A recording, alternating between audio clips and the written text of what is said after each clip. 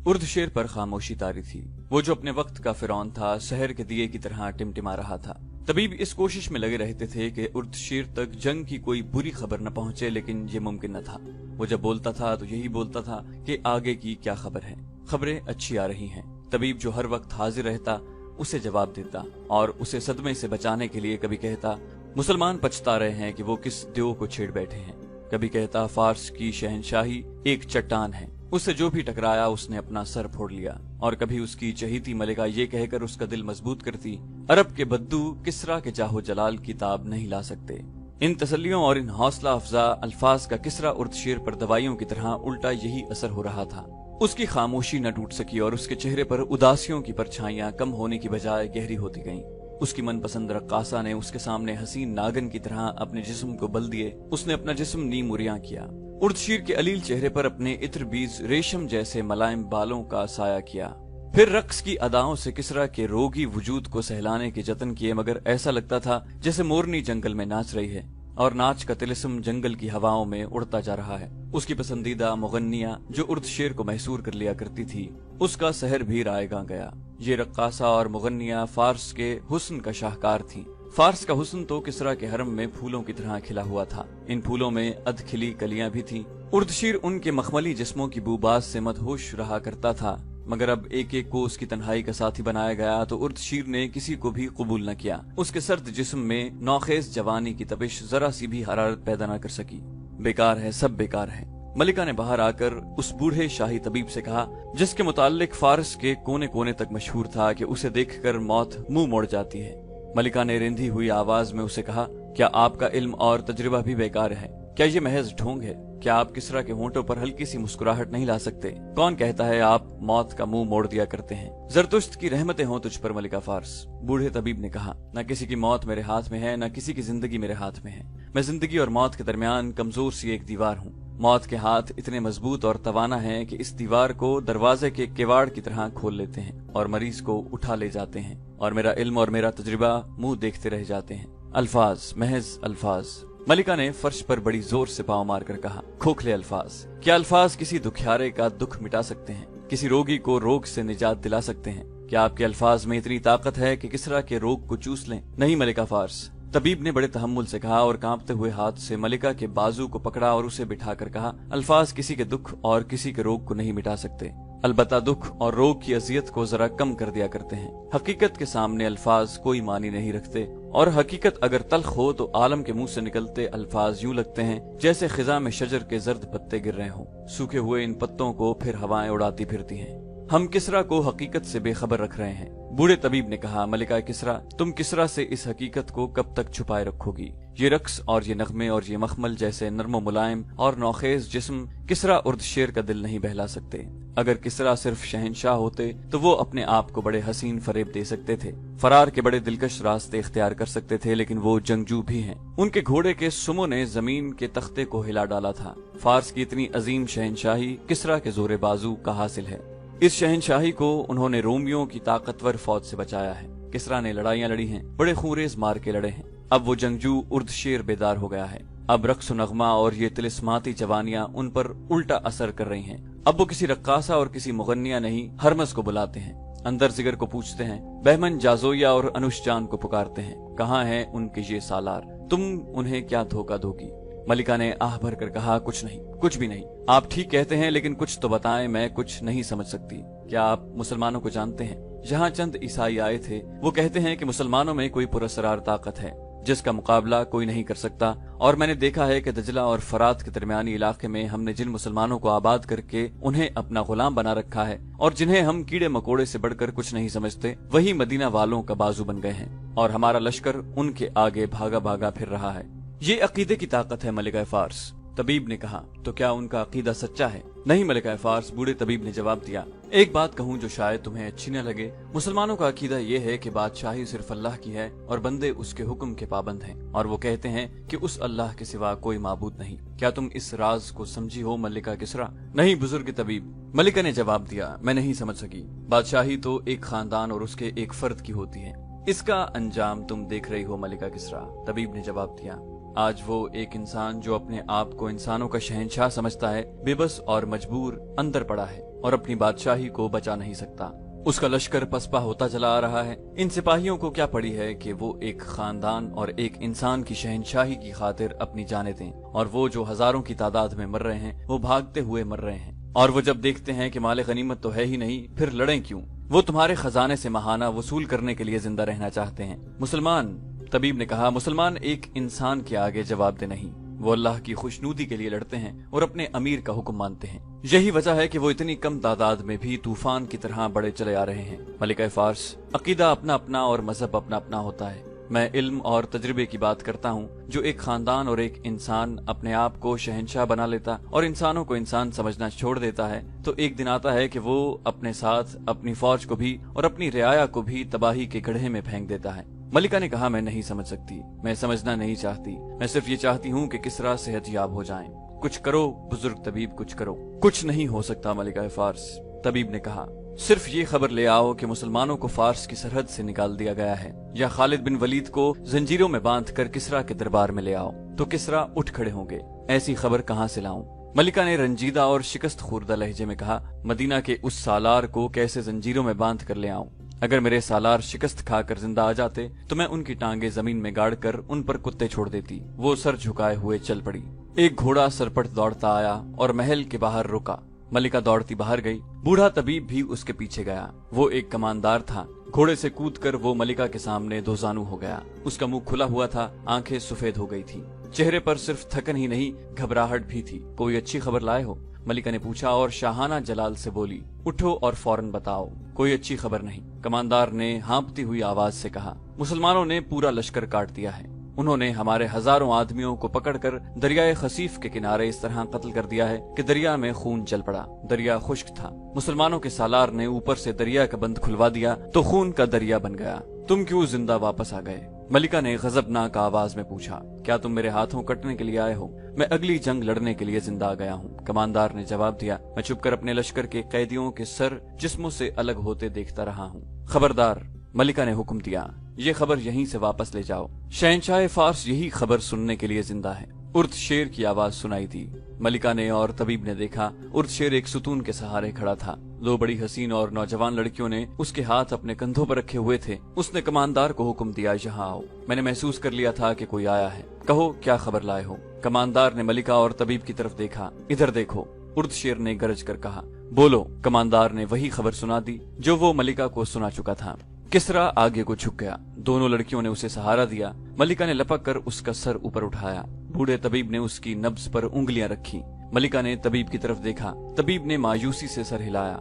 फार्स किसरा उर्द शेर से महरूम हो गया है, तबीब ने कहा। महल में हड़बौंग मच गई। उर्द शेर की लाश उठाकर उसके कमरे में ले गए, जहां उसने कई बार कहा था कि अरब के इन लुटेरे बद्दुओं को फार्स की सरहद में कदम रखने की जुर्रत कैसे हुई। उसने उसी कमरे में वलीद के बेटे खालिद रजी अल्लाह अन्हु और हारिसा के बेटे मुसन्ना को जिंदा या मुर्दा लाने का हुक्म दिया था। अपने हुक्म की तामील से पहले ही इस कमरे में उसकी लाश पड़ी थी। वो शिकस्तों के सदमे से ही मर गया था। मलिका ने हुक्म दिया कि लड़ने वाले लश्कर तक किसरा की मौत की खबर न पहुंचने दी जाए। मुसलमानों के पड़ाव में एक घोड़ा सरपट दौड़ता दाखिल हुआ।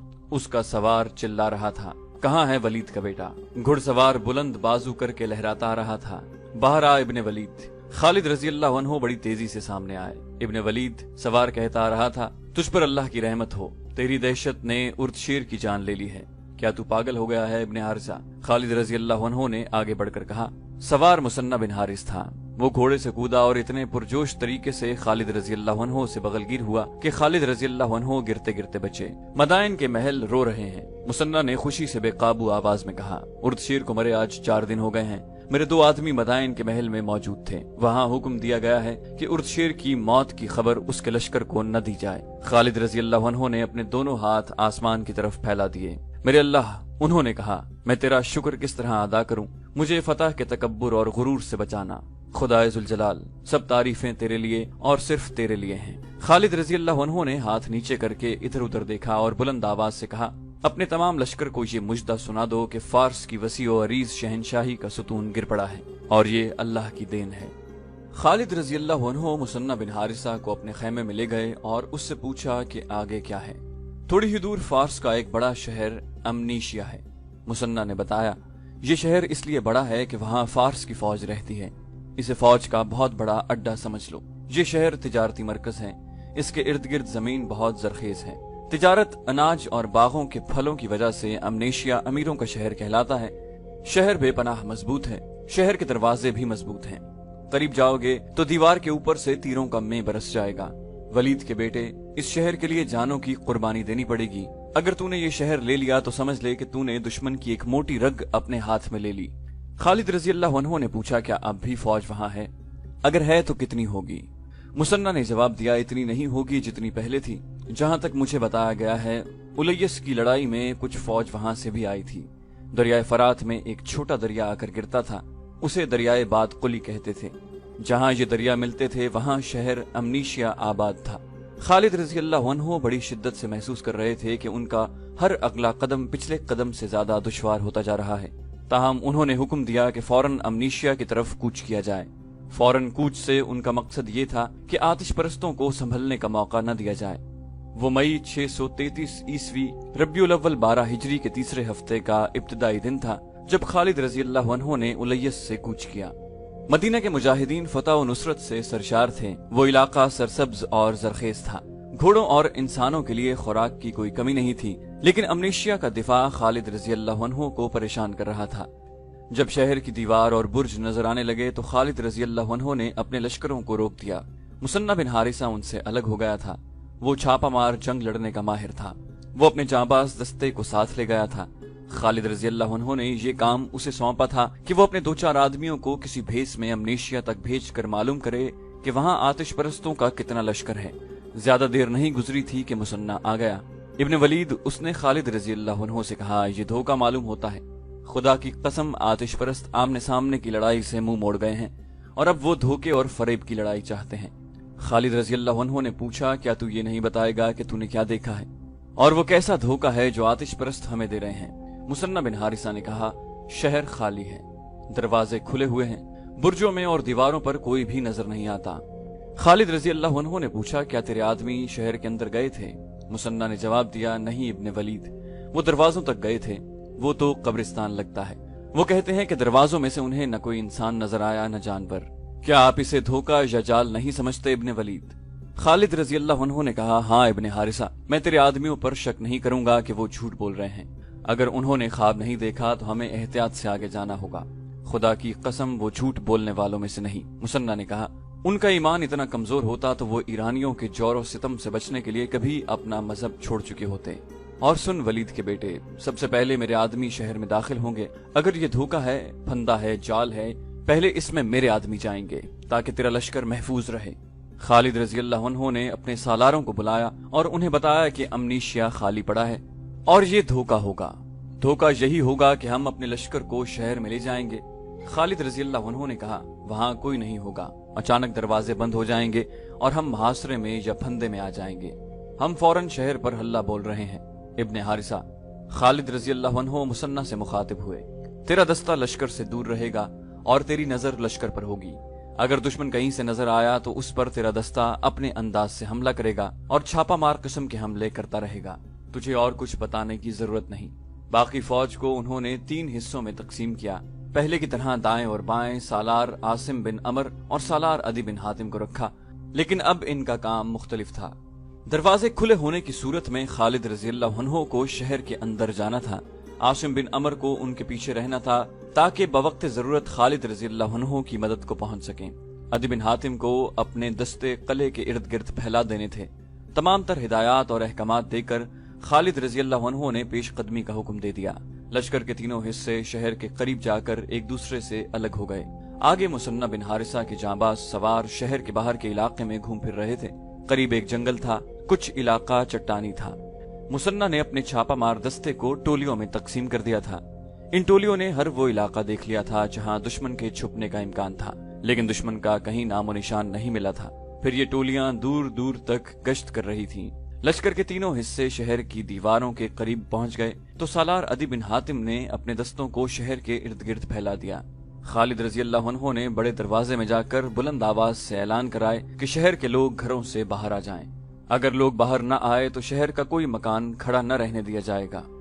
आतिश परस्तों, जिंदा रहना है तो बाहर आ जाओ। अपने सालार से कहो बुज़दिल न बने। اس طرح کے اعلان ہوتے رہے مگر دروازے کے اندر سکوت طاری رہا۔ خالد رضی اللہ عنہ نے نیام سے تلوار نکالی، بلند آواز سے کہا میرے پیچھے آؤ، اور انہوں نے گھوڑے کو ایڑ لگا دی۔ فوج کے جو دستے ان کے ساتھ تھے وہ ان کے پیچھے شہر کے دروازے میں یوں داخل ہوئے جیسے کسی نہر یا دریا کا بند ٹوٹ جاتا ہے۔ سب سے آگے سوار دستے تھے، اندر جا کر گھوڑے پھیل گئے۔ خالد رضی اللہ عنہ نے حکم دیا کہ گھر گھر کی تلاشی لی جائے۔ خالد رضی اللہ عنہ خود ایک اونچی جگہ پر کھڑے ہو گئے اور احکام دینے لگے۔ انہوں نے قاصد سے کہا کہ سالار عاصم بن عمر کے پاس جائے اور اسے کہے کہ اپنے دستے اندر لے آؤ اور پیادہ تیر اندازوں کو شہر پناہ کی دیواروں پر پھیلا دو۔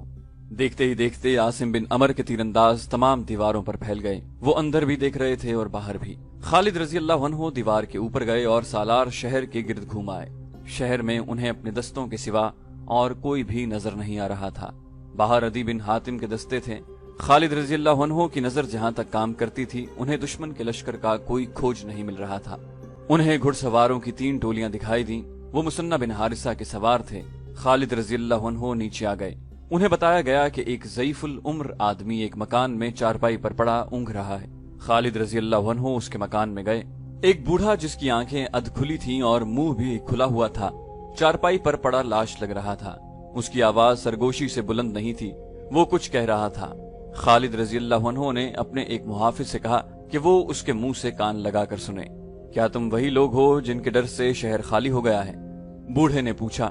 ہم مسلمان ہیں۔ محافظ نے کہا مدینہ کے مسلمان۔ بوڑھے نے پوچھا اور جواب کے انتظار کیے بغیر کہنے لگا میں یہاں کا عیسائی ہوں، وہ مجھے مرنے کے لیے چھوڑ گئے ہیں۔ سب چلے گئے ہیں۔ کہاں چلے گئے ہیں؟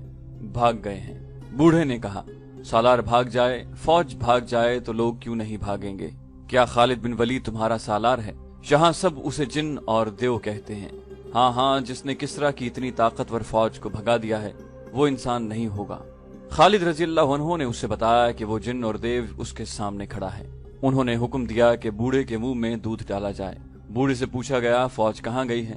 بوڑھے نے جواب دیا آگے شہر ہیرا ہے، ازدابہ وہاں کا حاکم ہے، شاید اس نے حکم دیا تھا کہ سب لوگ ہیرا آ جاؤ۔ ہمارے اس شہر کے جوان آدمی مدینہ والوں کے خلاف لڑنے گئے تھے، بہت سارے مارے گئے ہیں۔ وہ جو بچ کر آ گئے تھے وہ ہیرا چلے گئے تھے، پیچھے بوڑھے، عورتیں اور بچے رہ گئے تھے۔ یہاں کے سب لوگ خالد بن ولید سے ڈرتے ہیں۔ ہمارے بھاگ کر آنے والے جوانوں نے لوگوں کو اور زیادہ ڈرا دیا۔ وہ کہتے تھے کہ مسلمان خون کا دریا بہا دیتے ہیں اور وہ ادھر آ رہے ہیں۔